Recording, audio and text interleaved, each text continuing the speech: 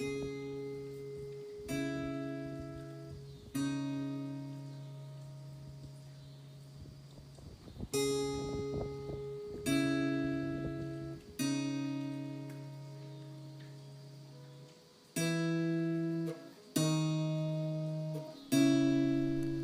what's up, folks? James from Junkyard Fox. Thank you so much for joining us on another adventure, and we are back out here in the wilderness doing some foraging.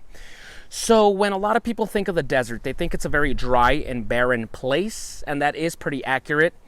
But during spring and summer, especially during the summer rains, we do have a lot of wild edibles that grow, a lot of flowers and fruits and that kind of stuff. We have a whole playlist on several different types of foods out there.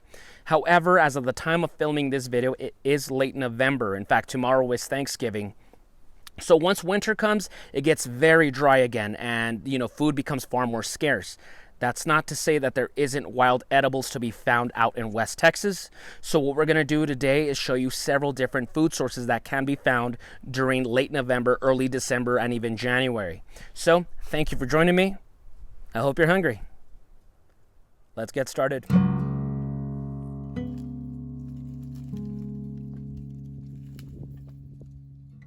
So switching over to first person view mode really quick, let me just show you this beautiful area. We are currently in the beautiful Guadalupe Mountains. That's about 2 hours away from home.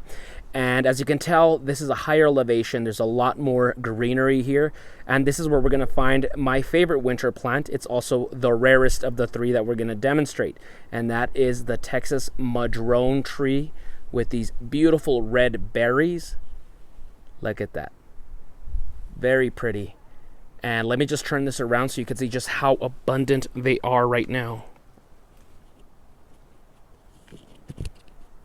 Yeah, and these are delicious, and you don't have to be fighting, any thorns or anything like that. You could just pluck them right out and eat them. A lot of the wildlife in the area depends on these, like foxes and squirrels, rodents, deer, all that. And an easy way to identify this plant is the shape of these leaves, and especially the bark. The bark peels. So it's also known as Indian's leg. Lady, I want to say naked lady was one of the nicknames for it as well. Lady's leg. Look at that. Really pretty. You can see at the very base that it's peeling. Now moving on back up here. Like I said, these are very delicious. Let me just try to pick some out right now. Look at that. Really good. They're sweet-ish, without being overbearingly sweet. There's a tartness to them. They're not as sweet this year as they are other years. There's been some times I've come out here and they're just very sweet, very delicious. But yeah, look for them when they're nice and red. That deep red color. Very nice, very pretty. So once again, the Texas madrone berries, these are very delicious, very plentiful this time of year, late November, early December, and yeah, really good. They taste like unsweetened strawberries. Of course, different trees will have different flavors, depending on its health, how much water it's had, and all that stuff, but yeah, I'm not going to lie to you guys, when something isn't really my cup of tea or it doesn't taste good, I'll tell you, but this is pretty decent. Pretty good. So what I'm going to do is I'm going to take a handful, not a lot, because a lot of the wildlife in this area depends on this food source, so I don't want to be greedy. But I'll take a handful of it, and also we're back to the trunk of the same tree. A lot of the tribes traditionally got this peeling bark, and they turned it into a tea. They steeped it in water to make into a tea, believing it had medicinal properties. I don't know about the medicinal properties part. I still need a lot more research. But what I do want to do is gather some of this bark and make some tea out of it. Just I've never done that before, so we're going to learn together.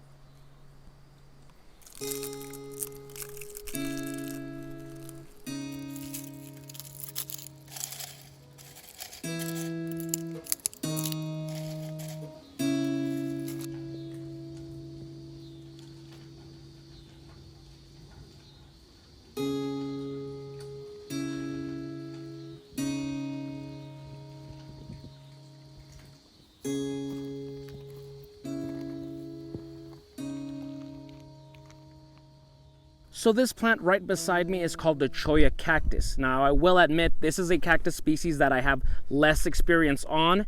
These are the fruits. As you can tell, they are bright yellow. There's a last few left. Most of them are already gone, but we're going to take a couple from here. Now I have roasted these fruits before and eaten them, and they're extremely tart. They could also almost pass for lime or lemon. So yeah, we're going to take a couple of these to cook right up.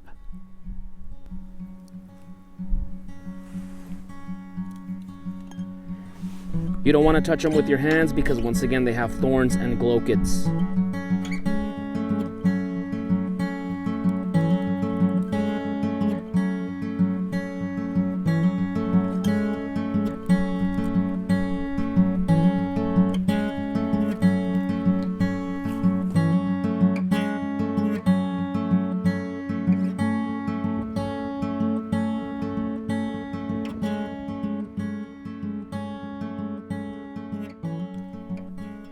So we are now closer to home, to the Waco Mountains, and this plant right here is going to be the most plentiful where we live. Now this is called the Christmas cactus, also known as pencil cactus or tasajillo cactus. I already have a whole video devoted to this plant and fruit, so I'm not going to spend too much time here, just give you a little summary. As you can tell, there are plenty of little fruits on this cactus. They grow in autumn around October, and they'll stick around till about January until they're all eaten away by jackrabbits and javelinas and stuff like that. And just like with the Cholla cactus, we need to pick these fruits, but you got to be careful because, of course, there are some gnarly thorns on here, and even the fruits themselves have small glochids, little hair-like thorns, and they're very uncomfortable. So you can improvise some chopsticks out of some rocks, some sticks, or just take the easy route and use your pliers from your Leatherman. That's what I'm going to do. And so just like the Cholla cactus, I'm going to pick a handful of these, put them in the cup, and then I got to go make a fire to singe off all the little glochids. So let's get to it.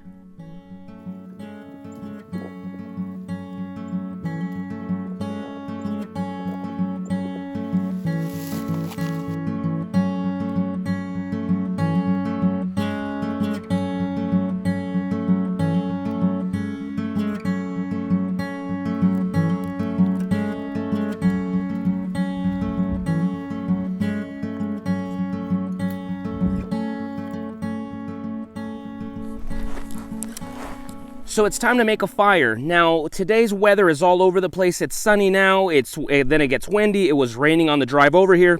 So what I'm gonna do is I'm gonna start a fire on my wood stove. If you don't have a wood stove, a regular fire will suffice. But with the stove, it's gonna keep the fire protected from the winds. We also, gotta be careful not to have a fire, spread a wildfire out here with, flying embers. So just to play it safe, I'm gonna use a wood stove. That way we can start singeing off all those small thorns on our cactus fruit.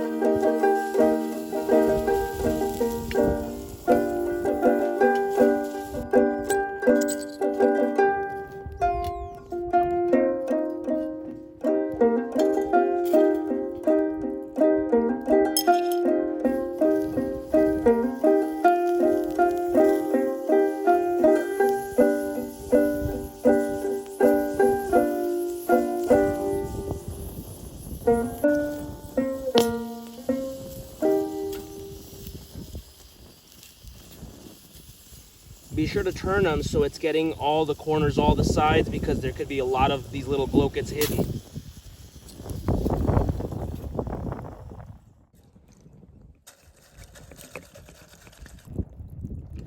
All right, so let's try that madrone bark tea.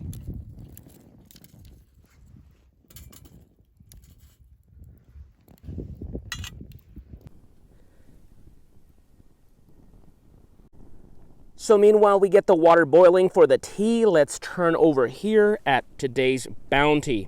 Now, some of these look really black. They're not charred. It's just the, the smoke. If you kind of rub this off, you'll see a little bit of the red show through. But yeah, let's take a little taste test. All right, so first things first, let's grab a Choya. Probably, I'm already gonna, spoiler alert, it's gonna be probably my least favorite. It's just gonna, from what I've tasted it before, it's very lemony.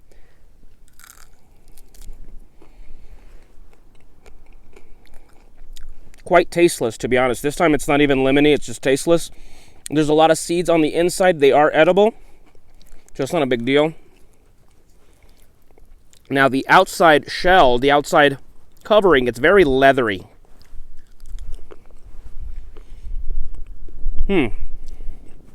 So getting the outer peel off and just eating the inside, that's where you get a lot of that tanginess from. That I'm already starting to taste it.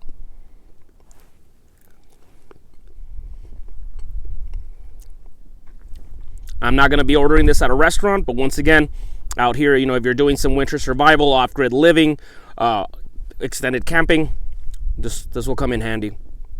Now moving on to the Christmas cactus, or Tasajillo cactus. These are pretty good. They taste like apple. Like, you know how apple is sweet but not overly sweet? There's like a kind of a calmness to that sweetness. That's how these taste. They're not as potent in terms of flavor as, like, say, their relative, the prickly pear cactus.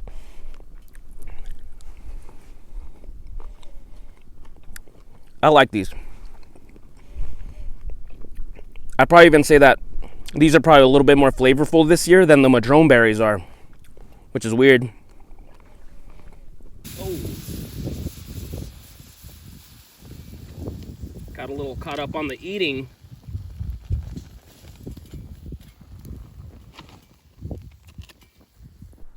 So meanwhile, the tea steeps. I'm going to let it cool off just for a little bit. I'm going to keep snacking. I am quite hungry. Now, right off the bat, I'm going to tell you that, even though I singed these cactus fruit, I did get a couple of glochids in my mouth. I can taste them. I could feel them. So it's like having a little splinter in your gums. Not the end of the world, but it's not going to be the most comfortable thing either. So because of that, I always prefer the madrone berries if I can find them. Now, once again, like I said at the beginning, these are quite rare, at least where I live. In the Franklin Mountains, Waco Mountains, they're pretty much non-existent. But travel a little bit upwards to the Guadalupe, and you will find these plenty. And they're, once again, very delicious, and you don't have to go through any, have to make a fire, nothing. You can just pick them right off the tree, and they are good to go. So once again, my favorite, but once again, pretty rare. After that, once again, is going to be these little babies right here. Christmas cactus, quite appropriate for this time of year. Really good as well. As for the Choya, this would be a last resort kind of thing, at least for me. It's very slimy, it's very limey, very citrusy tasting, and I think I got the glochids from eating this guy. So, last resort right there. So the sun is right over the horizon. We are racing that sunset. We're about to run out of good lighting, so I'm going to make this conclusion fast. Now, I did try to let the tea cool off a bit. I don't want to burn my mouth. I don't know if you can see, but there's still steam coming out of the cup. So, yeah, once again, we're racing that sunset. So, cheers, everyone.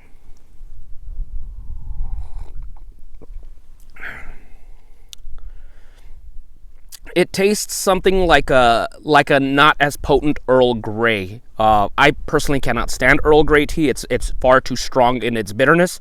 But this is something more toned down. I could definitely see myself, if I run across some madrone trees, while I'm camping or something like that, I could definitely see myself gathering some of this bark, putting it in my haversack, and later on in the campfire before bed, sipping some of this.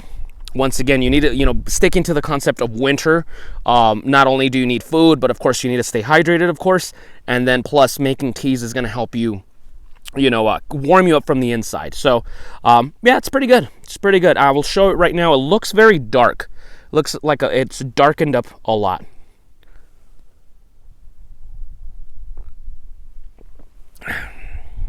That's pretty decent. So in the meantime, I'm going to enjoy my dinner and my tea. And I just wanted to show you guys that during the winter months in the desert, food is far more scarce. It is out there. You just got to know what you're looking for. And I'm not saying that all of them are going to be enjoyable, like these madrone berries.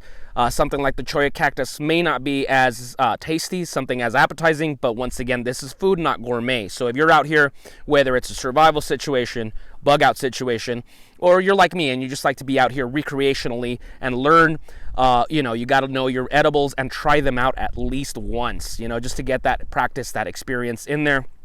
And if you enjoyed this video, go ahead and give us a like. That goes a long way to helping this channel spread more. And subscribe if you haven't, to keep up with desert adventures. And comment down below if you have any suggestions or questions, regarding this stuff, or maybe if there's some kind of wild edible that I'm overlooking in my region. It's all about learning and exploring. So I'd very much appreciate that. And that's about it for me, folks. So if I don't see you by tomorrow, just want to wish everyone a happy Thanksgiving. I hope you are having a great time with your loved ones and eat some delicious food. So thank you for watching. We'll see you guys next week. Now go outside and get your boots dirty.